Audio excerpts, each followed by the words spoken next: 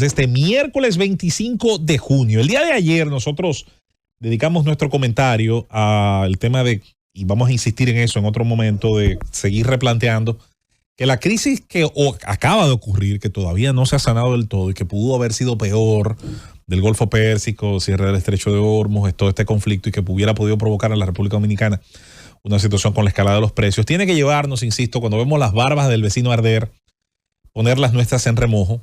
Y eso pasa por siempre rediseñar, relanzar, repensar el aparato productivo. Insistí ayer en que debemos repensar toda capacidad que tenemos de exportar, producir mejor, agregar valor.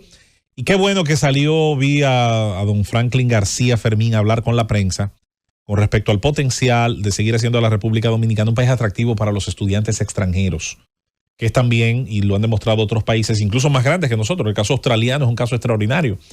Cómo convertirse también en una sede de estudios se convierte en un aspecto económico interesante, porque además de que usted suma cerebros aptos, ágiles, capaces, a esa gente se le suele enviar también mucho dinero. Y si nosotros lográramos, sobre todo en las islas, atraer una gran parte del público del estudiantado, que todavía, señores, es enviado en gran parte a Europa, en el caso de las islas que son provincias de ultramar y que en muchos otros casos son enviados a universidades centroamericanas y mexicanas, pudiéramos competir. Todavía, no, sin duda. Y eso habla muy bien también, insisto, de que se ha hecho un trabajo, sobre todo en el tema de las becas, de intentar encontrar la mejor educación de grado y de posgrado. Eso está muy bien. Tenemos nosotros también que meternos en esa cadena. El otro tema, así de introducción, compañeros, que me agrada mucho ver cómo se visibiliza, porque es un tema que yo he asumido como propio, el turismo interno, el turismo nacional, es ver los datos que muestra el Ministerio de Medio Ambiente, y atención al Ministerio de Turismo, que también ha hecho lo propio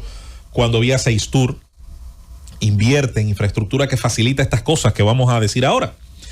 Cuando uno ve los datos de las visitas a los parques nacionales, señores, tiene que llegar a la conclusión de que si hacemos las cosas bien, y hacerlas bien implica promocionar estos destinos nacionales, que el transporte y estadía de estos visitantes sea sostenible, que las buenas costumbres y buenas prácticas del uso de los espacios que consideramos zonas protegidas, pero que son útiles, hábiles, como el Parque de los Haitises, como la Cueva de los Tres Ojos, como los Altos de Damajagua, que son una cosa preciosa, la Laguna Grigri, pero muchos otros más, el Parque del Este. Cada uno de los parques nacionales, señores, genera una muestra de visitas. ¿Sabe cuánta gente fue a la Saona el año pasado? 808,000. Eso se va acercando al 1,000,000. Y déjeme decirle, el que no haya podido ir, que intente. Eso es una cosa de otro mundo, que los visitantes extranjeros antes disfrutaban ellos solos, y que de un tiempo acá nos alegra muchísimo saber que parte de los dominicanos se está interesando en conocer Mano Juan o Adamanay, que son los dos pueblos, nuestras únicas dos poblaciones fijas en una isla que tenemos en la República Dominicana. Bueno, en una isla adyacente, porque somos parte de una isla más grande, ciertamente. Y es evidente que también estas cifras transmiten algo. Para acceder a las áreas hay que pagar un permiso, que es muy barato. En el Parque Nacional de Bahía de las Águilas creo que son 20 pesos. Que yo creo que son cifras que, si bien son asequibles, también deberán demostrar al final que esos recursos pudieran generar, señores, una autosustentación de los parques. Pudieran los parques nacionales, en condiciones adecuadas y obviamente con la transparencia que nosotros exigimos en el uso de los fondos, señores, comenzar a ser autosustentables incluso en sus gastos fijos, por lo menos en sus gastos de personal, en su inversión de tecnología, de vigilancia. Si bien deben existir otros aportes también a su existencia y a su cuidado. Me parece fabuloso eso. Miren, señores, sale un dato que a nadie le sorprende, pero que igual es interesante, con respecto a lo que le ha costado a la República Dominicana su contribución al Parlacén. En los últimos 4 años, la República Dominicana ha gastado, de lo que no le sobra, 662 millones de pesos dominicanos en el último cuatrenio, para mantener su delegación y contribuir a su pertenencia, a su membresía en el Parlamento Centroamericano. Y uno mira hacia el Parlacén y se pregunta, ¿y tú qué aportas? ¿Cuáles son las cosas que nos aporta?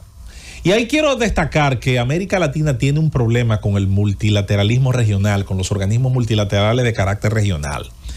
Y es el por qué existen, para qué existen, y obviamente si hay un por qué, un para qué, debe haber una hoja de ruta, un esfuerzo en obtener metas hasta llegar a un objetivo.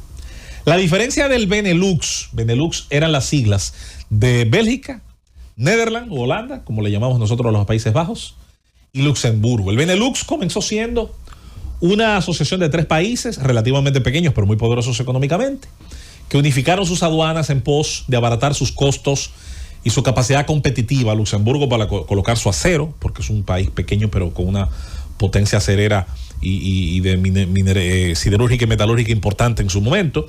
Y ni hablar de Holanda y Bélgica como 2 potencias exportadoras de una gran cantidad de productos de calidad de su agro y de su industria.